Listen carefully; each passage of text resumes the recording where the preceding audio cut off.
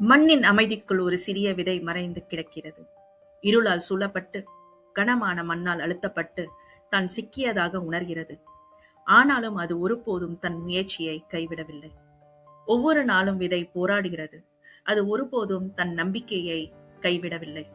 மேலிருக்கும் மண்ணின் கனத்தை தள்ளி, மழையையும் காற்றையும் சுட்டி எரியும் வெயிலையும் எதிர்கொள்கிறது. ஒவ்வொரு தடையும் முடியாததாக தோன்றினாலும் விதை முன்னேறி கொண்டே செல்கிறது.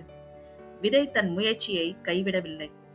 இறுதியில் அனைத்து வழிகளையும் தாங்கி முயற்சி செய்து விதை மண்ணின் கனத்தை தள்ளி வெளியில் உடைந்து வருகிறது.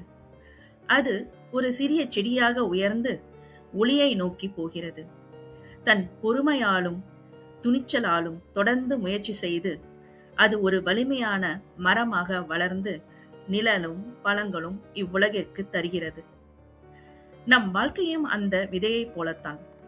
போராட்டங்கள் நம்மை புதைத்தாலும், சவால்கள் நம்மை அழுத்தினாலும், நம்பிக்கையுடன் முன்னேறினால், தொடர்ந்து முயற்சி செய்தால், எப்படி இந்த விதை போராடி மரமாக வளர்ந்து நிலைத்து நிற்கிறதோ, நாமும் வலிமையான மரம் போல நிற்கலாம்.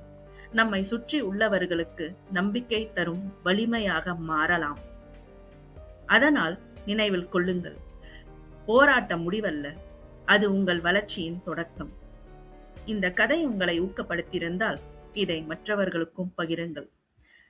நீங்கள் வாழ்க்கையில் சந்தித்த மிகப்பெரிய போராட்டம் என்ன?